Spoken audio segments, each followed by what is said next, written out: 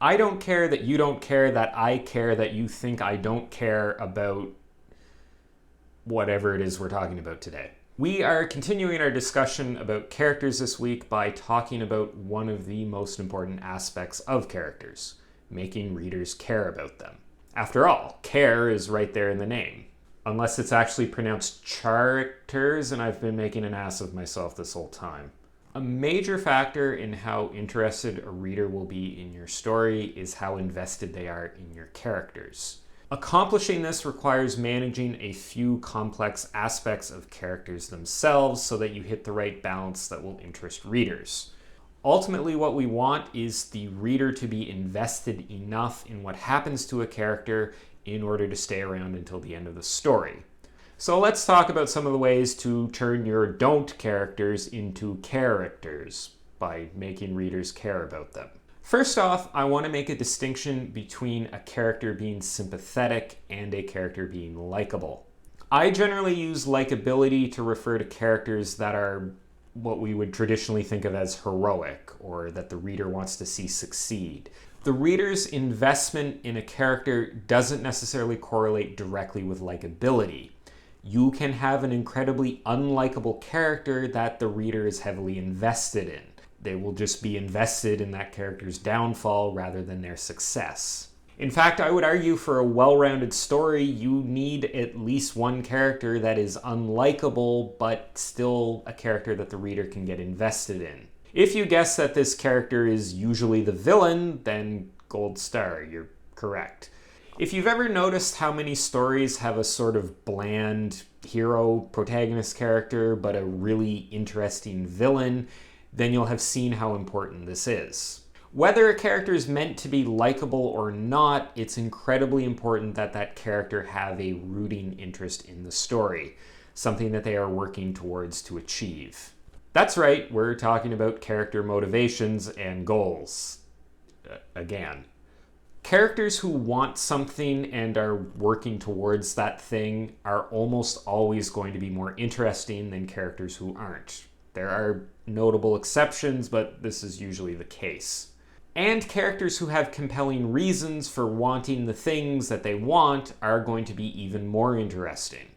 The archetypical example here is the classic Disney villain who is villainous for reasons.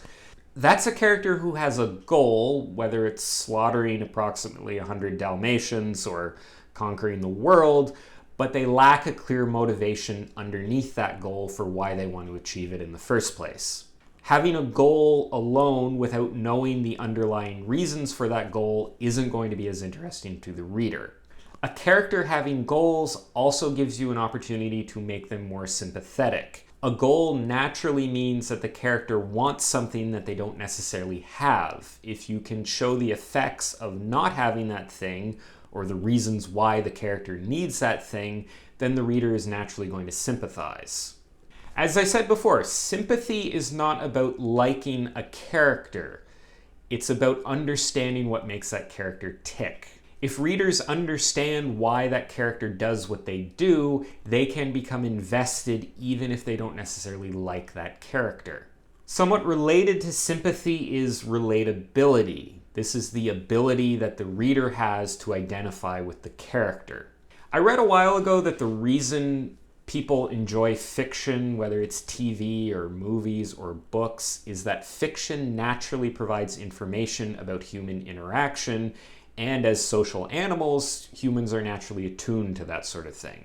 This is why characters who act impulsively or don't seem realistic aren't as interesting to us, because our brain doesn't feel like it can get any useful information from watching those characters.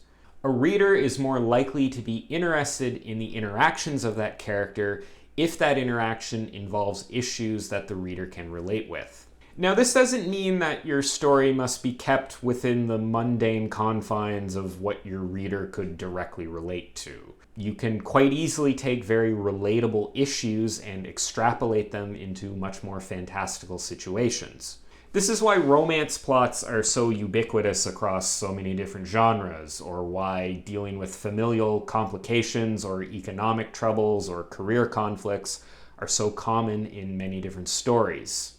Your character might be selling plots on a faraway moon base instead of selling insurance or condos downtown, but if they're laboring under a demanding boss or trying to afford rent, then the average reader is likely going to be able to relate to them. One alternative to the relatable character is what I've sometimes heard called the aspirational character. This is not a character that the reader sees themselves as. Instead, this character represents something the reader might want to become. Now, this can easily go off the rails, which is when you start to get into things like power fantasy territory. But for characters like Superman or Sherlock Holmes or James Bond, it's more about watching their competence and charisma than it is their relatability. We know that these characters are extremely competent and very good at what they do in a way that we usually can't aspire to. This doesn't mean that those characters don't have elements that the average reader can relate to.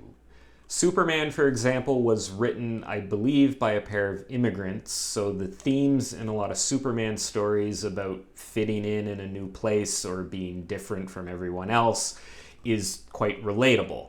I would also say there's a more modern trend of characters moving from the aspirational type characters to characters the reader is meant to directly relate with. Regardless, reader interest in a character can either be driven by the relatability of that character or the desirability of the attributes that that character has.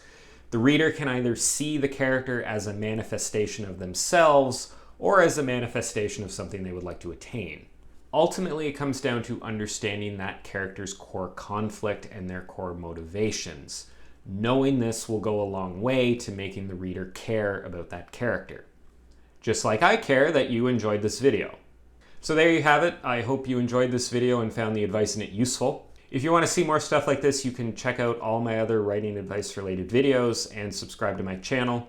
I post new videos every Wednesday and occasionally on Friday. Thanks for watching, and I'll see you next time.